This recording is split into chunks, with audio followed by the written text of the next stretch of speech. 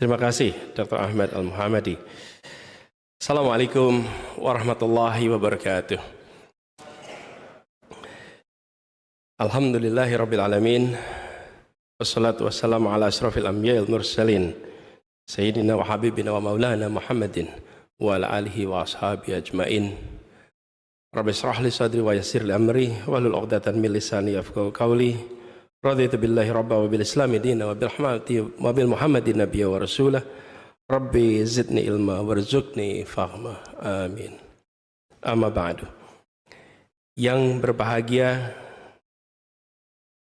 Datuk Sri Syed Hussein Al-Habsi, Board of Governor of IIUM, which has just delivered a very moving remark that touches all of us. You always speaks from your heart, not only from your mind. May His blessing be upon you always, insyaAllah. Amin. Yang berusaha, Profesor Dr. Amir Akramin, Deputy Director of IUM, Excellencies, Ambassadors, Representative from Diplomatic Corps, also the Dean of IIUM, Professor Abdul Aziz Bergaud, distinguished professors, distinguished guests, deans, students, ladies and gentlemen, attending physically or virtually, all of you. Allow me to begin by expressing my true appreciations for the invite. When I received the invitations 2 months back, it was indeed an honor, privilege. The International Institute of Islamic Thought and Civilizations is an institute that I value highly since I was just a student. It is the place that, my mentors, my professors talk about it. And books that was published from ISTAC is books that we've been reading all along. And when I did my graduate studies in the US, I had also the opportunity to interact closer with later on rector of IIU, which is Professor Kamal Hassan. I was just a student, he was a visiting professor, but whenever there is scholars coming into town, he made a gathering, and all of us, these young graduate students who try to connect and learn, has always been invited.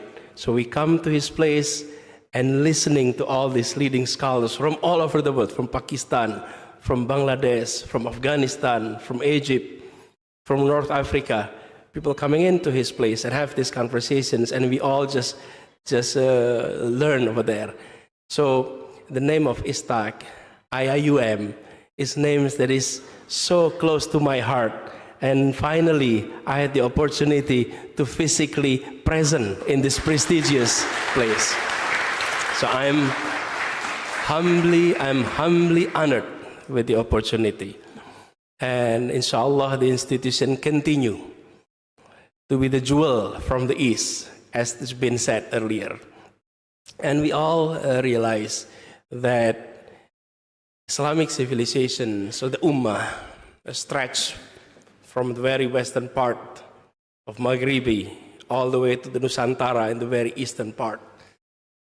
It is a civilizations that have gone through centuries of ups and downs, many lessons learned from our history, and many lessons to see how we embark to the future and how we contribute to the world civilization. So, as I prepare remarks, it become too serious. I'll read some of my notes here, but I also like to share some of the notes that it was inspired by remark of our dean, Professor Abdul Aziz. The spirit of Bandung after the 55 Asia-Africa conference. What I like to share here is, and I put that on some of our notes, is our ability in Southeast Asia, the people of Malay, to form gotong royong, to form cooperations, and to know limits of differences. And this is something unique of our land. And if I share some of our experience in Indonesia, when a nation as diverse as Indonesia, this is about more than 400 ethnic groups, more than 700 spoken languages, and we came to conclusions that we need to become one nation, and to create the feeling of unity, we have to have one common language. And the common language that was adopted was Melayu, Bahasa Melayu that was adopted. And if you are talking about numbers of Melayu speakers, it is not the majority. The majority of speakers in terms of ethnic groups is Japanese. But the Japanese did not push for his, quote, their language to be the national language of Indonesia. And the meeting was in 1928, 17 years before independence. And we didn't even foresee that independence is coming. It's still far away. We need to come up with the uniting variables, and that uniting variables was language. And they adopted Malay, because the Bahasa Melayu give the feeling of equality, give a sense of togetherness. When you adopt a different language, there is strata in that languages. And it was a decision that we are so grateful until today. With that, we're able to create the feeling of unity. But not less important is we are also create the feeling of unity with everyone of Malay in this region, the region of Southeast Asia. So we come to Malaysia, we don't need translator. You come to Indonesia, you don't need translators. And even at times of trying, when we are experiencing tensions, and sometimes tension started from polarizations, friction, conflict, and trying to solve that tensions, groups come together, have negotiations, even if it is a very rough conflict, you don't need translator in the table. You can speak freely, frankly to one another because you have one common language.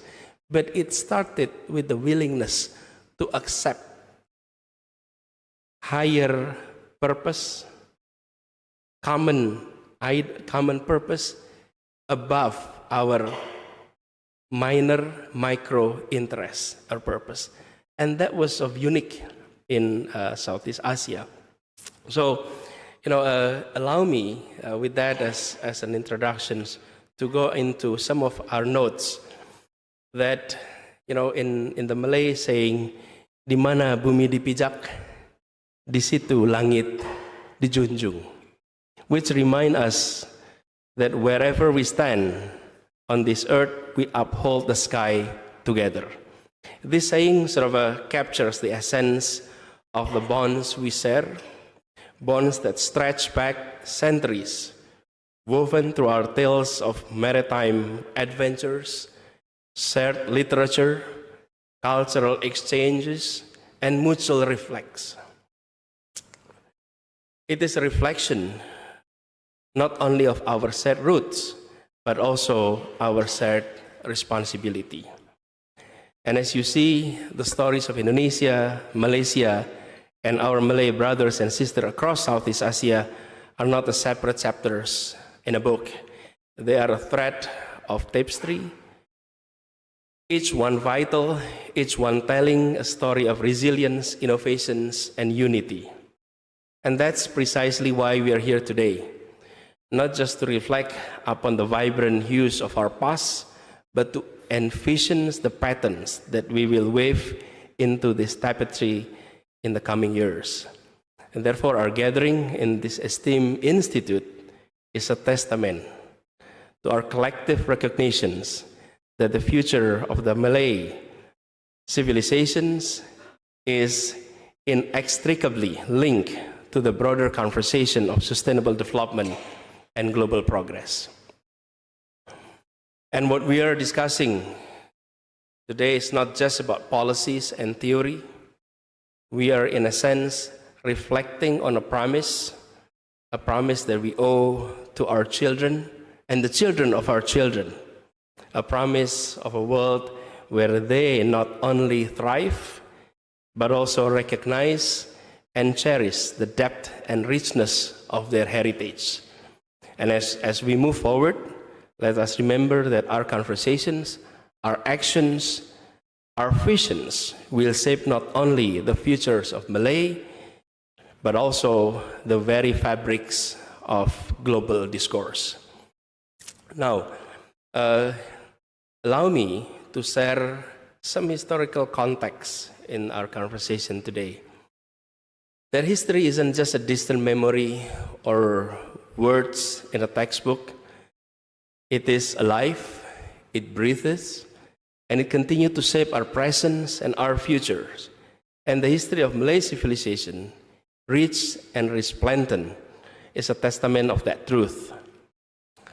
We all know that centuries ago, while many parts of the world were still finding their feet, the great Malay kingdoms were hubs of commerce and trade.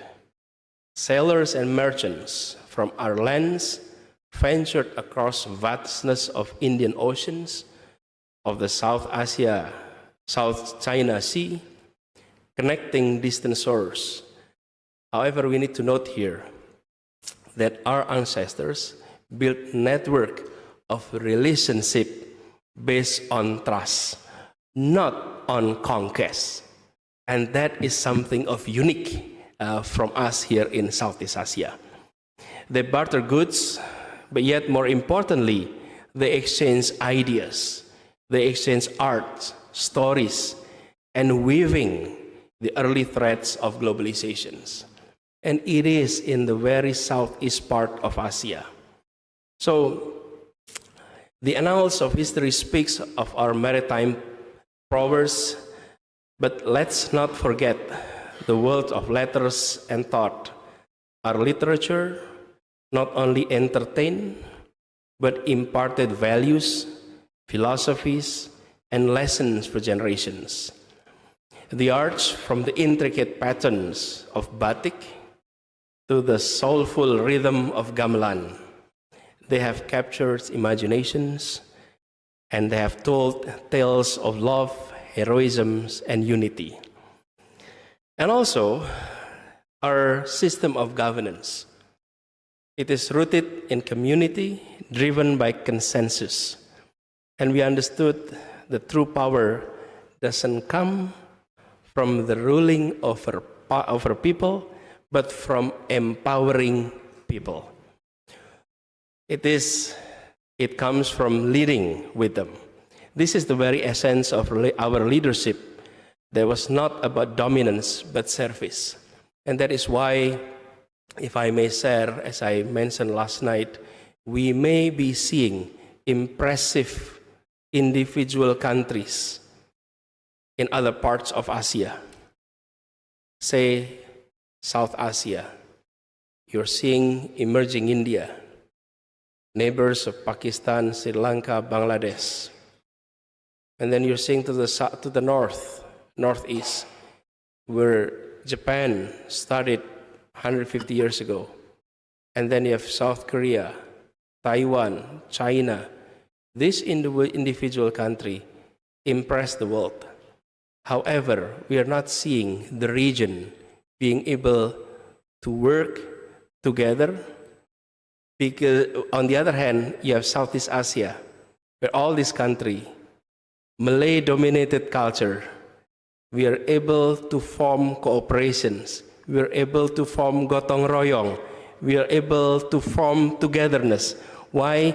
Because the leadership was not about dominance, it is about building trust. It is about mutual respect. And we understand limits. Sometimes we have differences. However, in the past more than 50 years, this region has been peaceful among us. There were conflicts, but with foreign powers. Within us, basically, this has been a peaceful region. So, ladies and gentlemen, in this grand symphony of progress, it is not just our past that sings, but it's also our presence that harmonizes and promises acquires for the futures. The Malay world has always been bridged between civilizations, and today we're amping up our efforts to be beacon for the world in sustainable development. This is something that I also mentioned during our first encounter in Indonesia, in Jakarta a few months ago, that our challenge within the Ummah is to shift our attention to, from focusing how we tackle the challenge of Ummah into how we provide solutions to humankind, how the Ummah contribute to humankind and the challenge of humanity today. And one of the biggest challenges, as we all know, is about sustainability. We have been living in the world and it's been dominated by paradigm values that often lead us to imbalances, lead us to inequilibrium. And this is something that we need to step in. We need to contribute solutions to all of that. And if I also, let me see, I have a little bit of one slide to show, hopefully. Okay, there we go. This has been the dominant paradigm that we have been seeing in the past 2 to 3 centuries.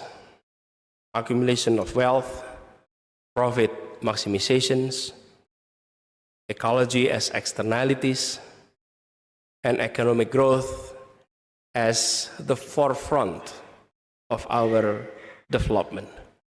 And this is the area in which we need to address, we need to tackle, and we need to move, and we need to go back to our roots, from accumulation of wealth into distribution of wealth,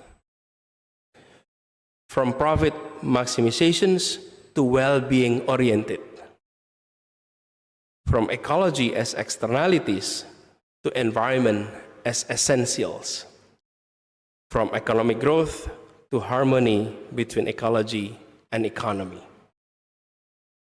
And this needs to be done by us, by showing examples, and we can go back to our roots in which we have the traditions of maintaining all of this. If I may share some of our experience. Indonesia, the Emerald of Archipelago, we still have quite a few environmental challenges. However, in just a few short years, we've also witnessed transformations. We have harnessed the power of the sun, the wind, the waves, and taking significant strides in the adoptions of renewable energy. We are also pushing for more sustainable public transportation within and between our urban areas. And Indonesia doesn't stand alone in these journeys. Our brothers and sisters in Malaysia have been making remarkable progress as a steward of Mother Earth. Of the 17 Sustainable Development Goals, Malaysia has made immense positive achievements in the area of poverty reductions, quality education, clean energy provisions, and climate actions. You have shown that progress doesn't have to come at the expense of our planets. But this is not just a story of two nations. Across Southeast Asia, whether it's reforestation effort in Thailand or the sustainable fisheries in the Philippines, the movement in this region is growing. So our unity in ASEAN shouldn't just be political or economical, but it also has to be environmental and ethical. Through collaborations and partnership, we're setting benchmark. We're setting a method of sharing knowledge and building a future where prosperity of one doesn't mean the depletions of another. And ASEAN Sustainable Initiative remind us that when we pool our resources, we pool our knowledge, and we resolve seriously, there is no challenge that is too great for us. So let this achievement not be mere bullet points in a report, but let them be the story that we proudly share with our children as proof that their heritage is one of action, of care, of unwavering commitments to Earth and to each other. In our journey forward, we carry the songs of hope. We must also listen to the sobering notes of challenge. And these challenges are not mere hurdles to overcome. They're actually opportunities for us to reaffirm our commitments, our resilience, and our unity. The reality of climate change, and we now call it climate crisis, is undeniable. It is staring at us right in our face. Our shores bear witness to the rising sea levels, eroding the very lands of our ancestors, which were called home. And we have seen the fury of nature with extreme weather events, not just disturbing life, but reshaping the very landscape of our nations. All of us experience one of the biggest crises of humanity faced by humanity in the past 3 years when COVID hit us in 2020. I often feel that I had the opportunity with the blessing of Allah to be managing one of the largest city at times of the most trying of our modern period. We have 11 million populations. And when COVID arrived, the complexity was serious. And I think all cities were experiencing that. But 2 months before that, Jakarta experienced the worst rainfall in the history of our city. Our drainage system had a capacity of 50 millimeters of rain per day. On the 1st of January 2020, the rainfalls in Jakarta reached to the level of 378 millimeters in 7 hours. The capacity is 50 in 24 hours. The rain was 378 in 7 hours. It was the worst rainfall we ever experienced. That's why I often said, when people said the climate change, for us, it's a climate crisis. And that's where we are now witnessing. So, but we need to take a note. The challenges don't just stem from nature. As leaders, we grapple with economic dilemmas every day. How do we ensure that our growth is not just rapid, but right? That doesn't just fill our coffers with but fills with the aspirations of every citizen, whether they live in the bustling streets of Kuala Lumpur or in the serene village of Central Java. We are at the crossroad in deciding about the path that balances growth with equity, with prosperity, with sustainability. And this is where our journey needs to take. We need to come back into our roots. So now, with regards to the future, I believe in the spirits of Malay world and the larger Southeast ASEAN community.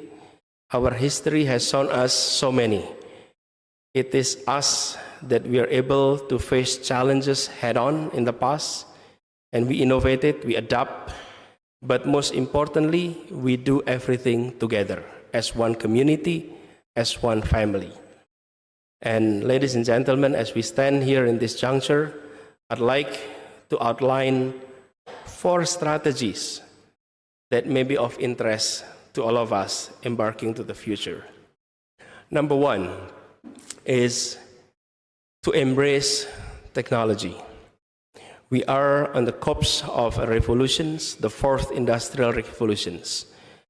But it's essential to remember that this isn't about machine or code, it's about humanity. The rise of artificial intelligence, the Internet of Things, the green technology present an unparalleled opportunities. Yes, we can harness them, not as masters, but as partners. Partners that can revolutionize agriculture, empower local businesses, protect our precious environment. It's not about replacing our essence with technology, but enhancing it and amplifying it to the world to witness. I often had conversation with our teachers and professors in our university and asked the simple questions. Can technology replace teachers? Can technology replace professors? When these questions were posed to teachers and professors, most likely we as professors, we as teachers would respond, no, because we are irreplaceable. We don't like to be replaced by technology, and we don't think technology can replace us. But if I reflect back on that questions, perhaps it was the wrong questions. The right question should be, what kind of teachers, what kind of professor is irreplaceable by technology? And what kind of professors and what kind of teachers that are replaceable by technology? Those who are teaching repetitively, using same materials over and over again, you can replace it with PowerPoint and video recording. But those that comes with inspirations, with moving messages, those individuals would never be replaced by technology, ever. So you look at this technology as partners, and for us here in these regions, we have the richness of our creative imaginations that can be translated into inspiring messages. Number 2 is with youth and educations. You know, when I look at the eyes of our youth, what I'm seeing is not only hope, but I'm seeing promise. They are the torchbearer of our legacy. They are the architects of our futures. And investing in them is not just a duty, but it is also an honor. By revamping our education system, we can cultivate minds that think critically, hearts that value sustainability, spirit that cherish regional comrades. And they are our future leaders, our future innovators, our future artists, our future custodians. So we need to equip them with wisdom of the past and the tools of the future. And we really need to show that with examples. In our facility, how can we make sure that our facility is green, is sustainable, development oriented? Number 3, on regional collaborations. Our strength has always been in our unity, And the ASEAN community is not just an association, it's a testament of our shared dreams and intertwined destinies. By intensifying our collaborations, we can spearhead research that redefine industries, innovate technology that charts new courses, and craft policy that sets global benchmark. If we do it as a united front, we can lead the discourse on sustainable development and show the world the power of collective ambitions, not only individual country, individual nations' ambitions. And the last point number 4, is cultural diplomacy. In the great theater of the world, the Malay civilization has a unique stories to tell. Stories of resilience, stories of harmony, of dance between natures and culture. Our journey of sustainable progress, deeply rooted in our cultural values and heritage, they can be guiding lights for nations near and far. Through cultural diplomacy, we can share our lessons, our melodies, and our dreams, fostering global connections and mutual respect. In crafting these visions, let's remember it is not just about reaching destinations, it is about the journey, it is about the stories we're telling, it is about the bonds we will forge and the legacy that we will leave behind. So for all of us, let's dream big, work hard, and march ahead, hand in hand, toward a brighter, greener, and united future. Thank you. Assalamualaikum warahmatullahi wabarakatuh. I found that in my studies, as a genomist, partly in my work, that the Malay world populations are differentiated by human genomes, not only by cultures. Human genomics, DNA. So perhaps, do you have an idea of this development in Indonesia? Thank you very much. Okay, Assalamualaikum warahmatullahi everyone. My name is Faza. I'm a business student from IUM. I would like to say that I'm very grateful for having this chance. And what I want to ask regarding, since we talk about the future, sir, regarding the discourse on the construction of Kra Canal, or in Thailand, the canal that will build in Thailand, how significant the impact on countries around Malacca Strait, such as Singapore, Malaysia, Indonesia. We are the maritime islands, and we are the maritime countries.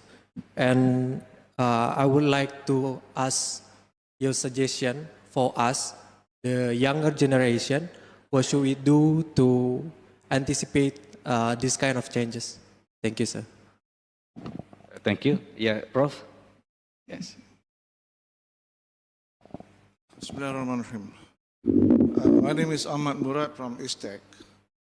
I don't have a question, but I'd like to share a historical episode resonating from... Prof, can you get closer to the mic?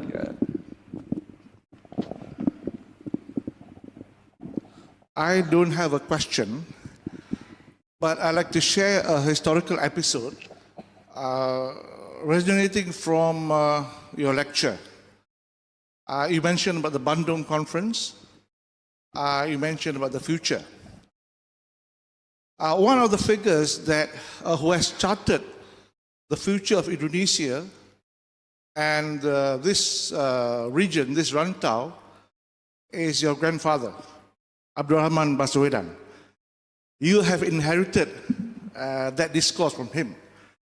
Abdurrahman Baswedan was, just to share, a diplomat, a writer, statesman, an editor of a number of newspapers, including non-Arab newspapers. Incidentally, I'm doing some study on the Hadrami press in the Malay world. I've published an essay on the Hadrami press some months ago. and will be publishing a book co-written by two others from Mistec on the Hadramis from the Indian Ocean perspective. I'd like to share this, what I've written. In 1934, and this is the future. Abdurrahman urged Arabs to integrate into Indonesian society and be part of national identity. He led the local-born Arabs to actively participate in the struggle for Indonesia's independence. He called on the Arab community to embrace the fundamentals of jus soli citizenship, and this is where I want to quote, "Di mana saya lahir, di situlah tanah airku." The place of my birth is my homeland. Abdurrahman was a journalist, diplomat, statesman extraordinaire that would have to be recognized in any discourse on nationalism and journalism in the Malay world. Thank you.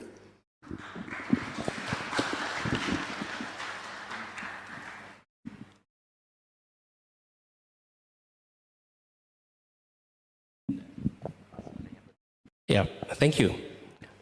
I've been referring to Malay in terms of people of Melayu here in Southeast Asia. And it's in terms of a collective experience, culture, heritage of the Malay people that encompasses, among them, common identities, common arts and culture, and in a way, religion, which often referred as Islam in the religions of the Malay, as well as cuisines, food, taste, which often also reflect some flavor of Melayu, beside language, history, and heritage. So that's our variables that define, in our view, when I discuss about Melayu, how we define Melayu. Terima kasih. The second question is also related to this Malay. You are talking about the differentiation always made based on language or linguistic. But is there any other factors that maybe can be used, for example, the human genome or DNA? On that, unfortunately, I don't have much to say. However, I view in our experience and observations, the factor of language has been instrumental in creating the feeling of equality and the feeling of togetherness and unity. I often look at the experience of Western Europe, in which they have been able to form from European Economic Community into European Community, a journey of no less than 50 years into creating one common community in Europe. However, to reach into the feeling of unity and equality, they have always find difficulties. And one of the reasons why is in EU, they have 23 official languages. So even though you are together in the same room, but everyone in that same room were wearing headsets with translators in the back of the conference room, be it parliament, be it conferences. And every document that was made has to be translated into these 23 common languages.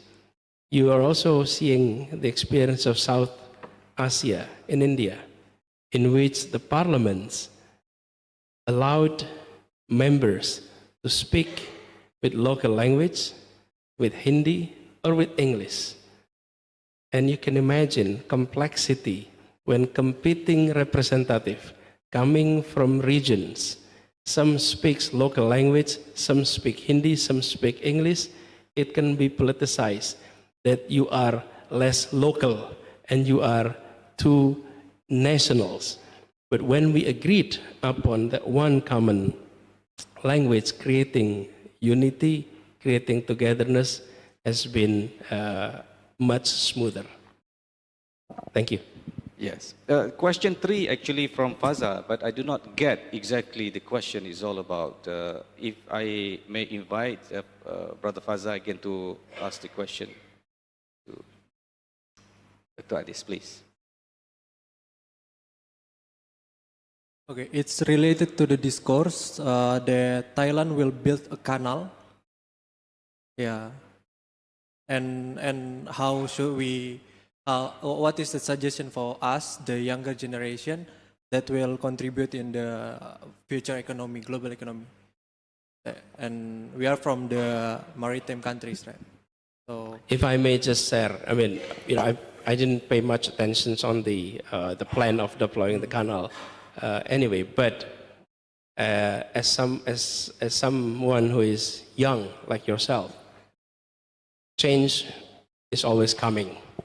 So be adaptive, and I'm pretty sure whatever change coming in, we will be able to overcome that. And that's the experience of people in Southeast Asia. So let's not too worried about that. okay. We will survive. All right. Thank you, sir. Are you going to comment about the historical episode shared by Professor Murad? Thank you, professors.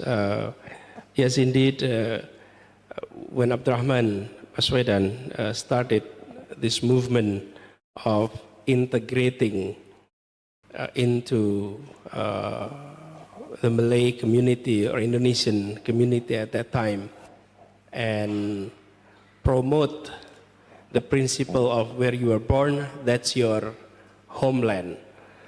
At that time, it was rather controversial. At that time, it was a huge challenge. And that was also the contributing factors why there's so many Hadramid descendants in Southeast Asia is playing major roles in our society because they have been part of the fabrics of our society long before independence. They're part of the society. And there is one factor that we must not overlook. Many of the migrants were coming in to this region not as family, but as singles, and mostly males. The Arabs didn't travel with their wives. They leave their wives behind. They travel alone, and they arrive into this region and married the locals. And therefore, their uncles from the mother side is always locals. So when you call motherland, it is your motherland here, not father's land over there. And I think that's very different perspective. So when we call motherland, it is your mother, and your mother is always local. And that is something that is distinctive. I mean, if you look at migrants coming in from Europe, they come in as families, husband and wives, but from the Arab world, mostly were coming or traveling alone, or male only. And I think that is why the unity or the feeling of togetherness created is much stronger. One is ideological, two is genetical. Thank you. Thank you. Now let us continue with the next round of question. I would like to invite from this side. Yes. Right. Bismillahirrahmanirrahim. My name is Mahfud Ipan Hussein. I'm a student of IAM University. So my question is, firstly, I'm really honored to attend to your session today. And interestingly, you did mention several times about gotong royong, or togetherness in the Southeast Asia, especially in Indonesia. So based on your leadership experience, as the governor of the biggest capital, the biggest city in Jakarta, in Indonesia, especially Jakarta, have you experienced to solve any horizontal conflicts, especially the conflicts regarding religions and politics? So what is your best suggestions and solutions to solve the ongoing conflict between Israel and Palestine right now? It's the first questions.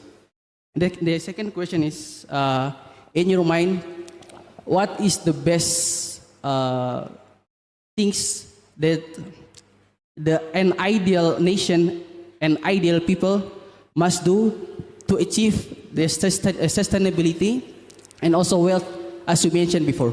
Thank you. The second question, would you repeat? Okay. It's about sustainability and wealth. So what are the things that an ideal people and ideal nations must do to achieve sustainability and wealth? Thank you. Okay, thank you. Okay, let us proceed.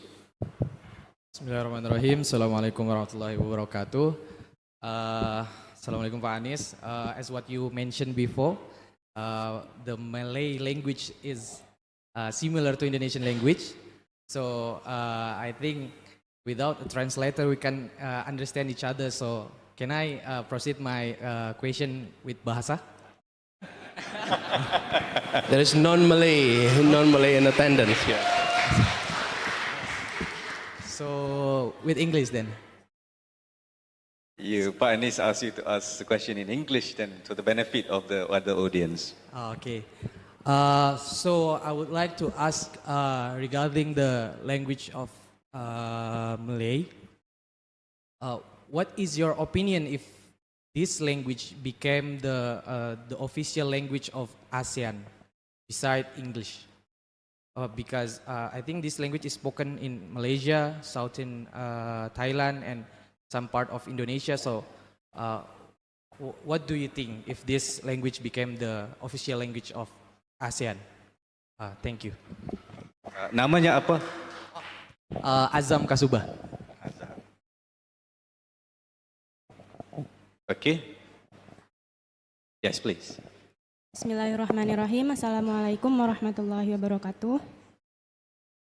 My name is Safa Basyarahil, and I'm second year student from IIUM, and I'm from Indonesia. So I want to ask, maybe for some people... Could you come closer to the mic? Maybe for some people this is an easy question to answer, but for us as a student, maybe we need a very good and clear answer. If you say that by building trust, we can create a peaceful region. In line with the theme of our event, I would like to ask, how can we as students create similar trust in positive attempt or association that there we encounter various beliefs in action? I seek your opinion.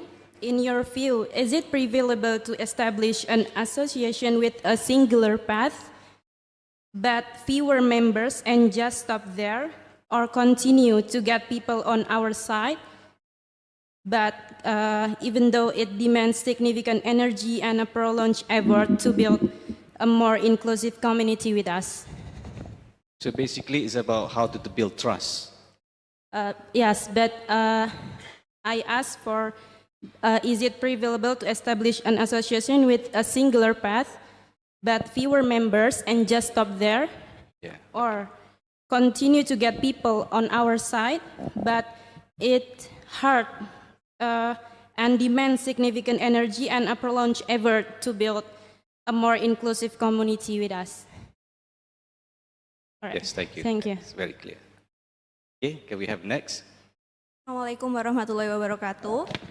I am Wadita Surya Putri from Indonesia, and I just doing exchange student in IIUM. So, Come closer a bit, sister. So my question is about the sustainable development. I think sometimes the effort to develop the economic value work clash with the interest within the society. And you said before earlier that one of our roots is environmental is essential. And my question is, what is the best way to create harmonization between environment and economy issue based on your experience? Based on your experience as a governor of Jakarta. Thank you. Wassalamualaikum warahmatullahi wabarakatuh. Okay, can we have last? Assalamualaikum warahmatullahi taala wabarakatuh. My name is Shahbuddin Mun. I'm a political analyst, and at the same time, I'm the chairman of the Political Bureau and Leadership Bureau of Majlis Perundingan Melayu Malaysia. It's a Malay Consultative Council of Malaysia. So, in fact, when I'm a political analyst, I engage to your Excellency videos all the way before I sleep, because after all, His Excellency is fighting for a very important position in Indonesia. So I know that you are very popular with the youth in Indonesia. So now I have seen right in front of me. So you are my idol too. Yeah, most of your thinking has gone into my writing style. So what I'm going to say today, assuming His Excellency, you win this coming presidential election in Indonesia. So this is a time, I believe, from my own personal research, that a leader like you, the leader who have the Islamic, more or less, portray that what happened to this country, the Islamist party passed, is more or less come to the majority supported by our Malaysia and Indonesia. I believe the same trend will be in your favor, inshallah. So means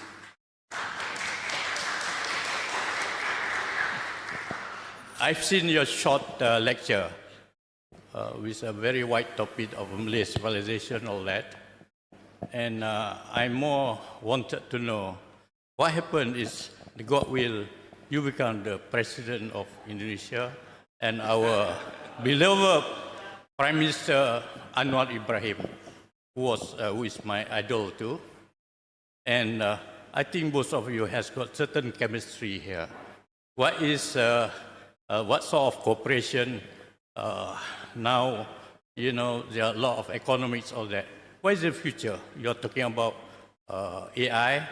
And all various cooperation and relationship. So this is what I would like to explore. Thank you, His Excellency. Thank you very much. Before we go to that, let's allow the Dr. ANiES to answer first the question. I think, Dr. ANiES, are you going to be interested to answer the last question first before we go up? I'll do the last. Yeah, okay. So help me to reiterate some of these questions. Yeah, the last question, right? No, the previous. The first question, okay. The first question is related to the culture of gotong royong that you mentioned in your lecture just now. Okay, we stop for a while.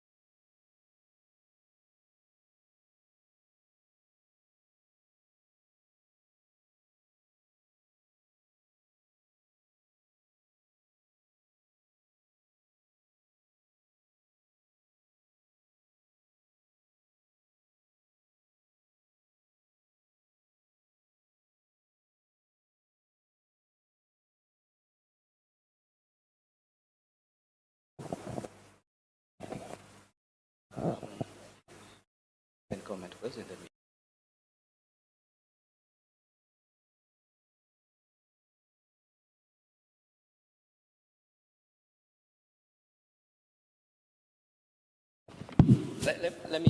Let me comment to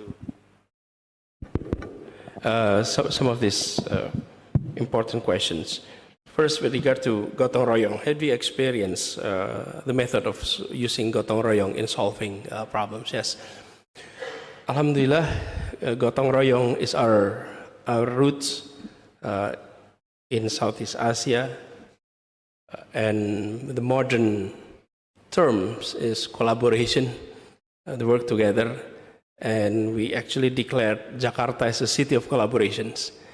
And when we solved problems of our traffic, Jakarta was famous for being heavy traffic congestions. When I stepped into office, Jakarta was ranked 4th most congested city in the world. Not bad. When you're number 4, I mean, what can you expect? I mean, you're number 4 in the world.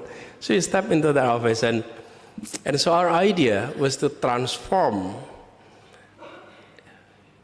our citizens from taking private vehicles into public transport. But we have more than 25 operators of public transport across the city. So I invited them for a meeting, all these operators, and I share with them the idea of gotong royong. Let's solve this problem together. We will shift the way we manage public transport. In the past, the public were using public transport, then they have transaction. So you pay to the microbuses, and the microbuses will give you services. And we told them we're going to change this. The public is paying to us. You can take public transport for 3 hours at no additional cost, and you can move any public transport with single tickets. And then we pay these operators based on kilometers. So they don't have to rely on how many passengers in their microbuses, because we will pay them based on kilometers, not based on numbers of passengers. So they don't have to wait in a certain corner of the street waiting for passengers. They just have to circle the routes. So we changed the equations. We talked to everyone. At first, it was one of the most difficult meetings we had. The most heated meeting I ever experienced, actually, when I meet with all these operators. And they were saying, the government is never fair. You are operators and you are regulators, and you have conflict of interest, and we have all these, sharp words to us. And I was new governor, so they were talking about government in general. So we shared our plan, talked with them. Meetings took place more than 70 times to reach agreement on the rates. It is a long process. It is a collaborative process.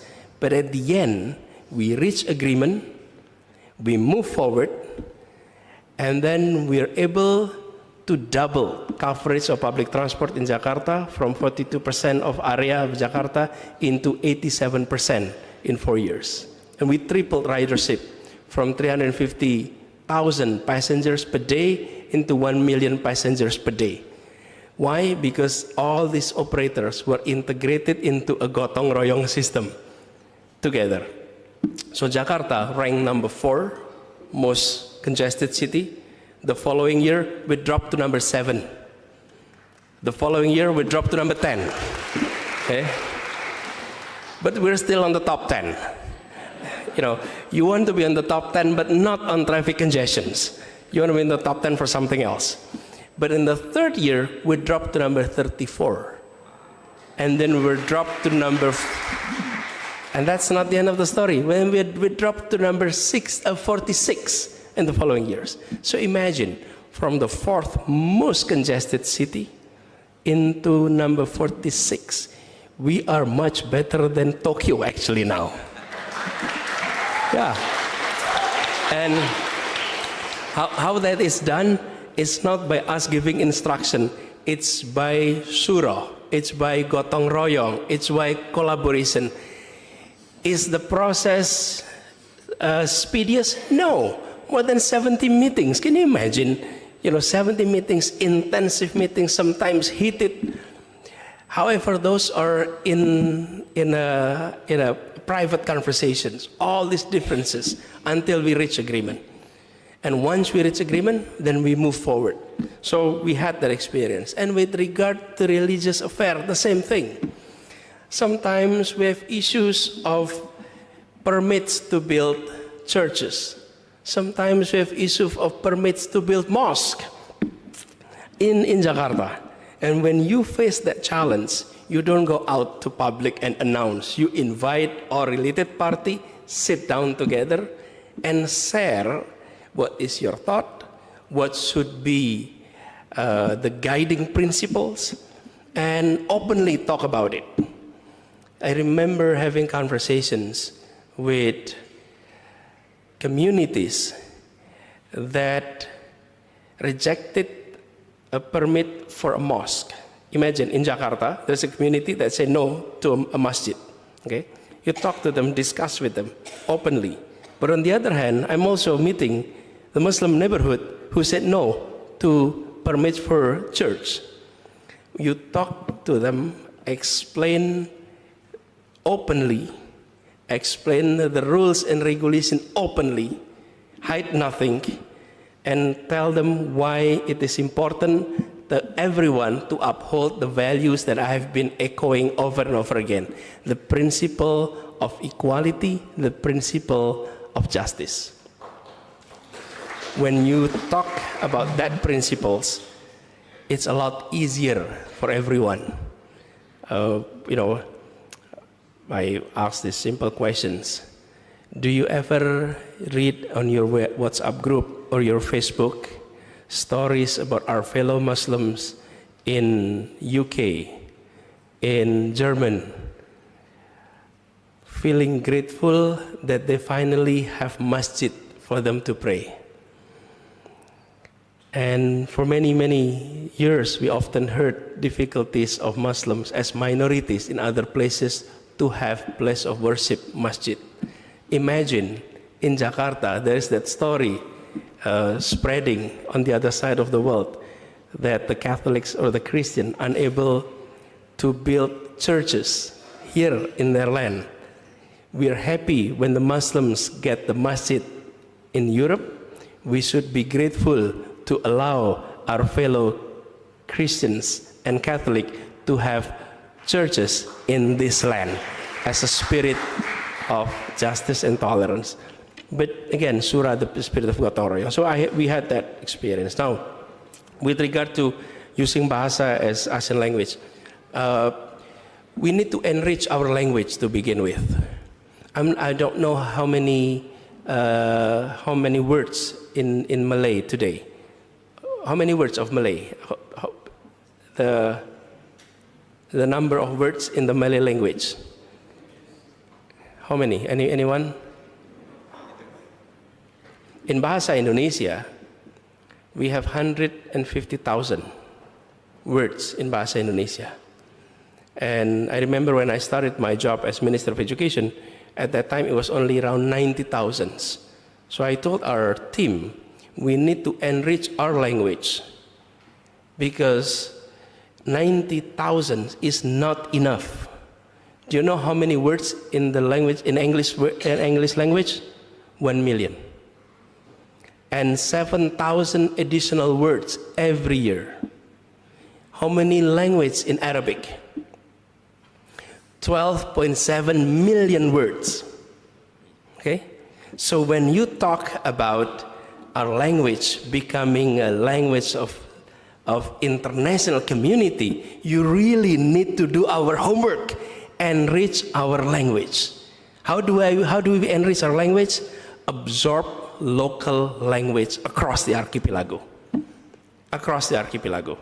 Because in many local languages, even the word falling, it can be 20 words of falling. If you fall to the front, that's a different word. If you fall to the back, that's a different word. If you fall because it's slippery, that's a different word. And if you fall because there is a hole, it's a different word. What I'm saying is that, richness of language is important when you present it to the international community as an international language. So that is why it's important for us here in Indonesia and Malaysia to continue enriching our language so that we can stand up in the international community and presenting our language to the world. But if we haven't done our homework, wait a minute, okay? Hold on. So do our homework. Now, harmonizations of economy and ecology. This is something that we need to look at it beyond profit, but benefit. If you look at simply from the perspective of cost and benefit, then investing in environmental friendly approaches often being seen as expensive. That's why we need to view our expenses with regard to environment not as cost, but as investment. If we see this as cost, then we try to minimize the cost at the expense of ecology. But if we look at it as investment, then we are talking about the benefit that we may be getting in the future. And that's how we change the equation. So the triple P, which has been popular in the past decades, profit, people, planets, it's an equations that we need to put together and seeing this as creating benefits. Now, visions of Indonesia and Malaysia, these last questions with regard to the presidential election in Indonesia, as well as here in Malaysia with Datuk Sri Anwar Ibrahim, who is now the Prime Minister of Malaysia. Pak Anwar Ibrahim is an inspiration to so many of us. Needless to say, he is an inspiration. And for myself too, he was leaders of students, leaders of youth of Malaysia, and his stories were also all over Indonesia. So we follow through, and we're very proud of him and his leadership.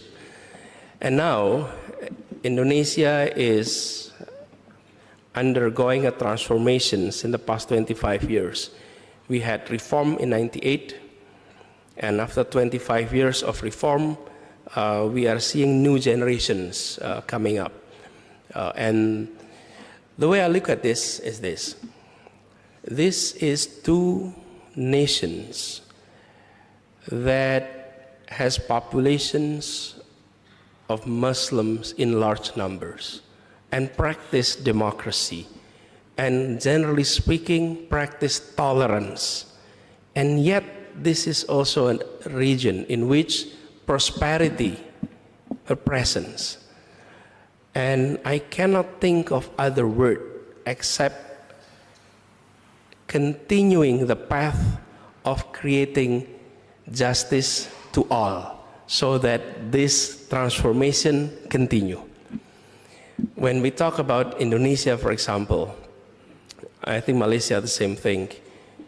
We and the rest of the world, modern world, we are seeing that the gap between modern industrialized nations with us is narrowing. The gap is narrowing. So cities like KL, Tokyo, London, Amsterdam, the difference was not as wide as it used to be in the 70s or 80s. Now the gap is narrowing. But on the other hand, the gap within countries are widening. So the gap between Jakarta and our remote area and our smaller cities are now widening. This is the challenge for future leadership. If we are able to address this issue and spread equal opportunity, I think the world can look at us here in Southeast Asia, and we will be able to go out there and say, this is two nations who have Muslim majority population, practicing democracy, delivering equality, common prosperity, something that the world should look at us as an example. This is not only regions that went through democratizations, but this is regions where democracy delivers. And we all know that we have been given the positions of Khalifah that create sort of equilibrium, the feeling of balances.